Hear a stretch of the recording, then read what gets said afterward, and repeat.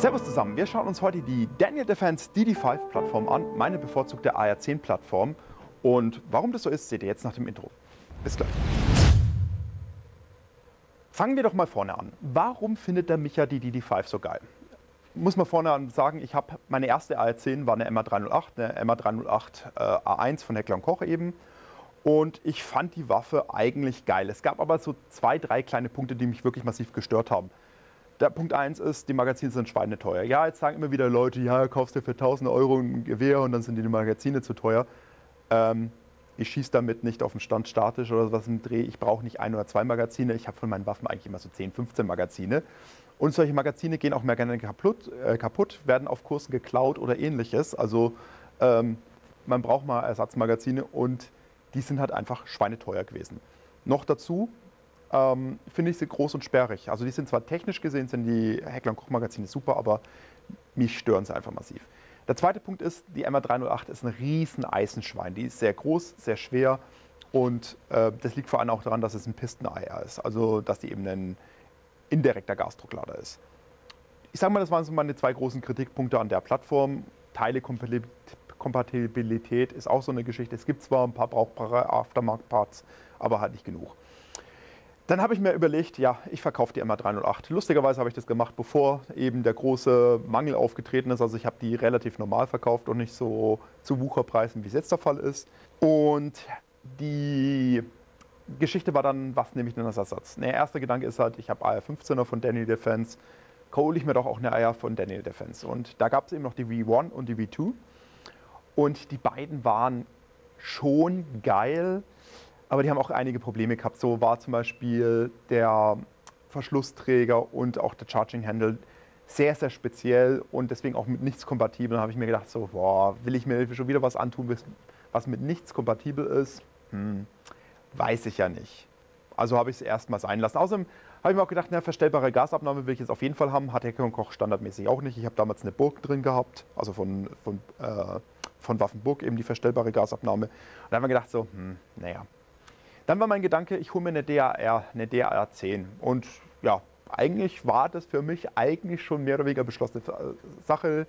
Die nächste der Waffe, die ich mir persönlich kaufen werde, wird eine DAR10 sein. Ja, und kurz bevor ich dann gedacht habe, ich rufe mal den lieben Jens an und sag mal, ja, wie kommen wir denn da zusammen? Ja, hat Daniel Defense die neue Generation, die V3, V4 und V5 auf den Markt gebracht. Es ist so eine Sache, warum sind da so viele V drin? Ja, im Prinzip ist das V nur die Lauflänge. Die V3 hat eben einen 16 Zoll Lauf, die V4 hat eben einen 18 Zoll Lauf und die V5 hat einen 20 Zoll Lauf. Die gibt es in unterschiedlichen Kalibern. Die V3 gibt es nur in 308, die V4 gibt es in 308 und in 6.5 Creedmoor und die V5 gibt es in 6.5 Creedmoor und 260 Remington. Es gibt die V4 auch noch als 260 Remington, aber die ist eigentlich, seitdem sehr angekündigt worden ist, noch nie in Stock gewesen. Also ich weiß nicht, ob die jemals produziert worden ist, aber theoretisch gibt es die auch noch. Was ist noch ein großer Unterschied? Ja, die V4 hat ein Midlang-Gassystem, wohingegen die anderen alle ein Rifle-Lang-Gassystem haben. War für mich auch der Gedanke, ich habe mir jetzt eine V4 geholt, also die V4 mit einem 18 Zoll Lauf. Nachbetrachtend ist es ein bisschen eine Fehlentscheidung gewesen, aber ist jetzt halt so. Warum? Ich wollte eigentlich mit dem Ding auch Long Range schießen, also zumindest in einem gewissen Bereich. Habe mir gedacht, ja, aus dem 18 Zoll Lauf kriege ich ein bisschen mehr Energie raus und ist dann vielleicht auch geiler. Und dann habe ich mir einen Upper Receiver, einen 6.5 Creedmoor noch geholt. Also hätte ich mir nachbetrachtet, hätte ich mir als reinen Jagd-Upper Receiver, hätte ich mir den 16 Zoll geholt, weil es einfach ein bisschen kürzer, schaut mit Schalldämpfer besser aus und sowas im Dreh. Aber aus der 18 Zoll hole ich halt einfach mehr Energie raus. Jetzt gibt es noch eine Besonderheit bei Daniel Defense. Es gibt von den meisten Plattformen auch noch eine Hunter-Serie und die haben wir jetzt eben hier. Das ist die V4 Hunter. Das ist eine Spezialausführung der V4. Die hat ein paar kleine Änderungen, auf die komme ich jetzt gleich ein, aber jetzt erstmal nochmal zur normalen Plattform. Ein größeres Problem manchmal, wenn wir diese Videos machen, ist, dass ich zu viel Zeug an den Dingern schon gebastelt habe, bis wir auf den Schießstand fahren, um da zu drehen. Also oft habe ich schon Teile ausgetauscht. Deswegen haben wir jetzt eben noch die Hunter dabei, an der eigentlich nur eine Optik aufgesetzt worden ist und vorne die Gasbremse, also der Mündungsaufsatz wurde eben getauscht wegen Schalldämpfer. Ansonsten ist die noch ziemlich stock. An meiner ist schon wieder, ja, so ziemlich alles irgendwie getauscht worden, was ich persönlich irgendwie cool finde. Also so haben wir eben hier Klappschaft. Wir haben eben einen anderen Feuerwahlhebel, also Sicherungshebel. Wir haben andere Quick Release Pins, wir haben ziemlich viel Zubehör dran geklatscht und wir haben auch einen anderen Ladehebel. Grundsätzlich will ich aber mal ein paar Sachen zum DD5-System sagen, warum ich das so gut finde. Punkt 1, wir haben eine verstellbare Gasabnahme. Und das ist keine Gasabnahme, wie es jetzt momentan relativ trendy ist mit 24, 40 Verstellmöglichkeiten und sonst was, sondern die hat 2 Punkte, normal und SD. Also sprich, wenn ich auf mich zuziehe, also das stecke ich seitlich in den Inbusschlüssel rein, der ist im Lieferumfang dabei. Wenn ich die zu mir hinziehe, ist er auf Normalbetrieb. Wenn ich es von mir wegdrücke, also in Richtung des Schalldämpfers, steht die auf Schalldämpferbetrieb. Finde ich persönlich wesentlich praktischer, weil ich will nicht 125 Einstellungen. Das ist natürlich geil fürs IPSC, wo ich sage, ich kann die perfekt auf meine Munition einstellen, dass sie so wenig Recoil wie möglich hat. Aber ich bin einfach eine faule Sau. Ich möchte das Ding einfach haben. Ich habe einen Schalldämpfer drauf, ich will einen SD-Betrieb, ich will keinen Schalldämpfer drauf, ich mache die auf Normalbetrieb. Deswegen finde ich das eigentlich sehr simpel. Der zweite große Vorteil und für mich eigentlich einer der Knackpunkte bei der DD5 ist, der Handguard ist unheimlich schlank. Und warum ist er so schlank? Weil die Waffe keine Barrel Nut hat. Also die sparen sich hier die Barrel Nut weg, indem der Lauf mit dem Receiver und dem Handguard direkt verschraubt ist. Also der Lauf hat seitlich so eine kleine Extension dran mit 4 Bohrungen und der wird im Prinzip im Sandwich-Verfahren mit dem Handguard, mit dem Receiver verschraubt. Dadurch kann man sich die Barrel Nut sparen. Die Barrel Nut bei einer AR-10 ist ziemlich groß und die fällt eben hier komplett weg und dadurch ist der Handguard viel schmaler. Der Handguard ist sehr ähnlich zu den AR-15 Handguards von Daniel Defense, also M-Log von den MFR-Serie. Ist sehr ähnlich aufgebaut, hat natürlich die andere Montage hinten, aber es hat eben auch diese leichte Schräge vorne und hat eben M-Log-Punkte auf der 6, 9 und 3 Uhr Position und nochmal dazwischen auf den 45-Grad-Winkel oben sind auf jeden Fall links und rechts auch noch mehr M-Log-Punkte angebracht. Oben haben wir eine Picatinny-Rail und es funktioniert super. Standardmäßig ist vorne eine Mündungsbremse bzw. Flashhider, so eine Kombination aus beiden eben angebracht. Der funktioniert sehr gut, aber es gibt keinen Schalldämpfer, der da drauf passt. Zumindest nicht in Deutschland. Ich weiß nicht, ob es im US-Markt einen gibt, aber zumindest nicht in Deutschland. Deswegen ist er runtergeflogen und die Cleric BL2 ist drauf. Also ist immer meine Standardwahl für alle 30er-Systeme. Da kommt die Cleric drauf, ist super zuverlässig und die ASO Ultra Schalldämpfer sind genial gut. Ansonsten ist das System insgesamt relativ leicht aufgebaut. Wir haben hier den integrierten Trigger Guard, der ist gleich mit ins System eingefräst. Generell haben wir eine Mil-Spec-artige Aufbauweise von der Waffe, aber kein Mil-Spec. Also wer es nicht weiß, bei AR-10 gibt es keinen Standard. Also es gibt so 2 grundsätzliche Linien, kann man sagen. Es gibt den DPMS-Standard, also die Panther Arms Standard, der halt eher dieser AR-10 Standard ist, und gibt von Knights Armament den SR25 Standard. Aber dazwischen macht jeder Hersteller, was er will, und ich sag mal, bei den AR-10 ist es nicht so einfach, den Upper und den Lower und sowas zu tauschen oder bestimmte Teile, die in der einen AR-10 funktionieren, heißt nicht, dass die auch in der anderen AR-10 funktionieren werden. Bei Daniel Defense haben wir uns relativ nah am Knights Standard eben orientiert. Das sieht man daran, dass hier eben diese Kante eckig ist und nicht rund wie beim DPMS Standard. Aber es ist auch kein Knights Standard-Up, also man kann jetzt auch nicht einfach mit Knights hin und her tauschen. Ein weiteres besonderes Highlight der Waffe, werde ich nachher noch mal im Detail zeigen, ist der Bolt Carrier. Der Bolt Carrier ist eben hier auf eine bestimmte Art und Weise beschichtet, dadurch unheimlich resistent. Und was mir noch sehr gut gefällt, ist, im hinteren Teil des Bolt Carriers ist ein kleines Gewicht eingesetzt, also genau dieselben Gewichte wie auch im Buffer eingesetzt sind, also hinten in der Schulterstütze im Buffer drin. Ist so ein kleines Gewicht eingesetzt, das hier noch ein bisschen Masse aus dem Schuss nimmt und dadurch das Rückstoßverhalten, das Schießverhalten der Waffe etwas reduziert und angenehmer macht. Schauen wir uns doch mal ein paar Details vom Innenleben der DD5 an. Kommen wir zuerst zur Buffer Tube. Die Buffer Tube ist eine ganz normale Standard Mil-Spec AR-15 Buffer Tube, also wie man es von jeder AR-15 kennt. Das hat allerdings ein bisschen Hintergrund, weil normalerweise hat man eben das Problem, der Bolt Carrier bei der AR-10 ist natürlich das Stückchen hier mindestens länger als der von der AR-15. Sprich, eigentlich müsste die Buffer Tube auch länger sein. Bei Knights Armament zum Beispiel sind die Buffer Tubes, das sind die SR25 Buffer Tubes, die sind länger, damit sie einen normal großen Buffer aufnehmen kann und die Feder. Der Hintergrund ist, der Bolt Carrier bewegt sich ja bei jedem Schuss in die Buffer Tube hinein und wieder hinaus. Hätten wir jetzt einen normal langen Buffer da drin und eine normal lange Feder, hätte er einfach nicht genug Platz zum Expandieren, um sich zu bewegen. Bei Knights Armament haben wir deswegen eben hier die längere Buffer Tube verbaut, die SR25 Buffer Tube. Daniel Defense und andere AR-15 Hersteller umgehen das Ganze, indem sie einfach hier eine kürzere Feder und einen kürzeren Buffer eben verbauen. Das ist das DD5-Buffer, steht auch drauf. Der ist etwas kürzer, der hat nur 2 statt 3 Gewichte verbaut, funktioniert aber einwandfrei. Ich habe es schon ein bisschen rumprobiert, also man kann da auch keine Tauschfedern rein. Ich habe schon mal versucht, für meine AR-15 die Geissele Super 42 Feder reinzukriegen. Funktioniert nicht, die ist einfach, ich sag mal, so ein Stückchen zu lang. Ich habe mir schon überlegt, ob ich die kürzen lasse, aber bin bis jetzt einfach noch nicht dazu gekommen und ich weiß auch nicht, ob es wirklich nötig ist, weil funktionieren tut es eben einwandfrei und sehr gut. Deswegen, wie gesagt, das Buffer-Tube-System ist hier so aufgebaut, dass es die Länge hat von der AR-15, hat vor allem auch den Hintergrund, dass hier normale AR-15-Schäfte eben draufpassen, aber trotzdem bei einer AR-10 funktioniert. Das eigentliche große Highlight der neuen Daniel Defense DD5-Serie ist eben der Bolt Carrier. Der Bolt Carrier hat ein paar Features, die ich sehr interessant finde. Zum einen haben wir eben hier den Lock-Pin, also der Pin, der den Fire-Pin im System hält. Also wer es eben nicht weiß, wir haben hier durch die ganze Länge des Systems den Firing-Pin eben verbaut und der wird eben hier von diesem Pin gehalten. Und hier ist eine Besonderheit, das ist ein Teil, das sehr schnell beim Zerlegen der Waffe irgendwie abhaut und an den Tisch fliegt oder sonst was. Der ist eben gecaptured. Wir haben hier eben oben drüber einen Pin, der quer durchgeht und den Pin hier fest in der Waffe hält. Also wir haben hier einen Pin, der einen Pin hält, der einen Pin hält. Aber das funktioniert sehr gut. Ein weiteres besonderes Feature ist, dass der komplette Bolt Carrier DLC beschichtet ist. Also der hat einfach mal eine mördergute Beschichtung. Das macht den Bolt Carrier absolut Kratzresistenz, Schmierresistenz. Also der ist, wenn da ein bisschen Schmiermittel drauf ist, der hält wahrscheinlich ewig.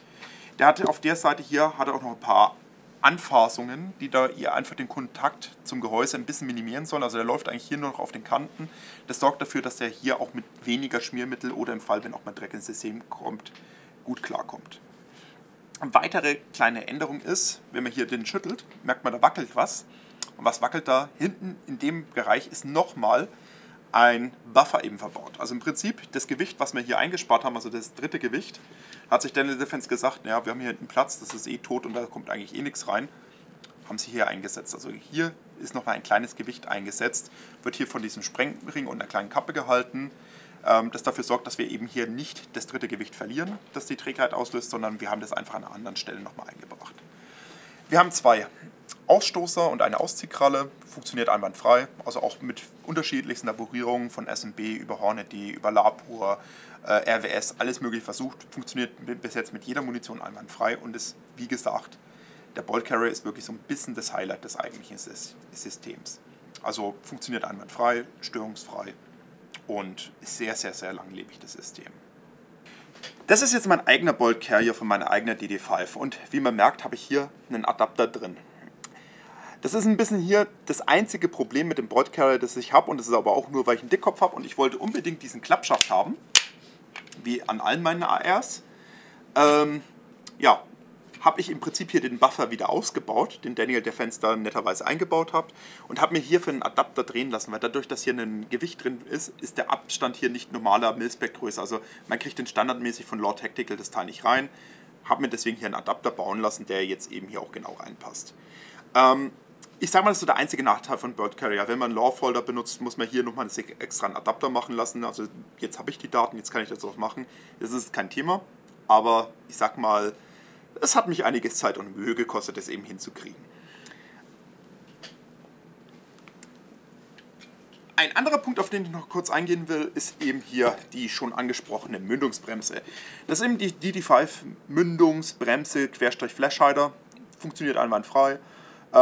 Ist eben hier so eine Lochbremse, also der hat hier eben pro Schlitz 3 Prellflächen. Funktioniert jetzt sehr gut, macht sowohl die Blitzunterdrückung als auch den Rückschlag, nimmt da einiges raus. Also funktioniert da wirklich einwandfrei, kann man nichts meckern. Aber wie gesagt, wir kriegen einfach keinen Schalldämpfer drauf. Deswegen hier gegen den Cleric getauscht. Der macht Hochschlag, Rückschlag, alles weg und hat einen Gewinde für den ASU Ultra Schalldämpfer. Wenn man das Ding eben sportlich nutzen will, dann gibt es hier eigentlich keinen Grund, sich irgendwas anderes drauf zu machen, weil die Mündungsbremse ist sehr gut. Jagdlich, wenn man einen Schalldämpfer nutzen will, würde ich immer empfehlen, eben sich sowas drauf zu machen. Theoretisch mit einem 18 Zoll Lauf kann man auch ganz gut einen Overbarrel-Schalldämpfer drauf machen. Also ist wirklich diese Frage, mit welcher Verwendung möchte ich das eben verwenden, und ich habe mich hier eben für ASU Ultra entschieden. Die Waffen kommen grundsätzlich immer mit den Daniel Defense Beschlägen, also sowohl mit dem Schaft als auch mit Pistolengriff. Hier in dem Fall sind es Mil-Spec Braun. Bei der normalen Versionen, wenn man sie kauft, sind sie entweder schwarz oder wenn man die Waffe in komplett braun kauft, in komplett braun. Oder bei der Hunter sind sie auch eben in schwarz dabei. Bedienungsmäßig finde ich die Waffe auch sehr hervorragend ausgestattet. Auch wenn wir hier ein sehr Mil-Spec-mäßiges System haben, haben wir trotzdem eine volle beidseitige Bedienung. Also wir haben den Grip and Rip Charging Handle, der ist beidseitig bedienbar. Wir haben eine normale beidseitig bedienbare A2-Sicherung, also die von der Ausführung ist es eine Metallsicherung und ist eben normal groß gehalten. Wir haben beidseitig bedienbaren Magazinfang und wir haben einen beidseitig bedienbaren Bolt Catch und Bolt Release. Also ich kann sowohl den Verschluss auf der anderen Seite auch auslösen, als auch, was ich viel wichtiger finde, den arretieren, wenn ich zum Beispiel jetzt auf dem Schießstand Sicherheit herstellen will, kann ich das eben mit einem Finger drücken. Finde ich sehr gut, machen viel zu wenig Hersteller so. Also bei vielen ist es auf der Off-Seite, wenn überhaupt beidseitig bedienbar, eben nur ein Release, keine Feststellung, also kein Fang. Und hier ist es eben gelöst, dass das auf beiden Seiten sehr ähnlich aufgebaut ist, sodass man wirklich auf beiden Seiten dieselben Bedienelemente hat. Manche Leute beschweren sich immer darüber, wenn hier der Forward Assist drin ist. Mich stört er nicht. Ich finde es auch nicht so die krasse Gewichtsersparnis. Also wenn ich jetzt einen Ultra Lightweight Rifle baue, ja, dann fliegt er auch raus. Aber mich stört er nicht. Er ist da, er funktioniert. Und ich finde das ehrlich gesagt nicht schlimm, dass er da ist. Das regt manche Leute manchmal auf. Ansonsten ist es eine sehr, sehr gute, führige und kompakte Waffe. Jetzt werden wir den Leuten sagen, ja, aber die Waffe wiegt ja trotzdem was, aber sie fühlt sich halt eben nicht so an, als wäre sie groß und schwer, weil es ist halt eine AR-10, die sich führt wie eine AR-15. Also ich kann die genauso in Anschlag nehmen wie eine AR-15, ich kann die genauso schießen wie eine AR-15, ich kann die genauso bewegen wie eine AR-15. Und mir gefällt sie extrem gut. Bei der Hunter-Serie haben wir jetzt eben als kleines Feature noch eben im Wassertransferdruck eben dieses Cryptek-Muster aufgebracht. Das macht die Waffe gleich ein bisschen taktischer oder camo-lastiger. Und zwei kleine andere Änderungen sind auch noch im Lieferumfang enthalten. Normalerweise kommen die Dinger in Deutschland mit einem 10-Schuss-Magazin. Da es in den USA in manchen Bundesstaaten Pflicht ist, dass du auf der Jagd 5-Schuss-Magazine hast oder maximal 5-Schuss-Magazine, kommt die Waffe mit einem 10-Schuss-Magazin, das auf 5 Schuss begrenzt ist. Ist halt so. Kann man aber in Deutschland auch ganz easy auf 10 Schuss eben umbauen. Ist absolut kein Thema. Und der zweite große Unterschied ist, es ist ein Geißler-Abzug verbaut. Der Super Semi-Automatic Enhanced Abzug, also der Abzug, der jetzt zum Beispiel auch bei den US-Spezialeinheiten bevorzugt verwendet wird, ist ein super geiler Abzug. Der hat einen sehr, sehr definierten Druckpunkt. Also wenn wir hier in den Anschlag gehen, haben wir den Vorweg, haben dann hier die Wall. Er bricht super sauber und klar, sehr, sehr markant. Und auch der Rückstellweg ist ziemlich geil. Also wir haben hier einen Präzisionsabzug, der aber trotzdem sehr schnelle Schussfolgen ermöglicht. Also wir haben hier gleich, sagen wir mal standardmäßig, einen 400-Euro-Abzug mit in der Waffe mitgeliefert. Ist auch noch ein Unterschied zur alten Serie von Daniel Defense. Also bei der V1 und bei der V2 war standardmäßig immer der Abzug drin. Jetzt bei der neuen Serie ist es nur bei den teuren Jagdwaffen ist nochmal dieser Sonderabzug mit drin. Also sprich, wenn man die normale V3, V4 und V5 kauft, ist der normale Abzug drin, wieder mit ein bisschen Hintergrund, den Preis ein bisschen zu senken. Also die neuen Modelle sind auch etwas günstiger aus dem Grund, weil keine Sonderteile mit drin sind, die man bezahlen muss, wenn man seinen eigenen Abzug verbauen möchte.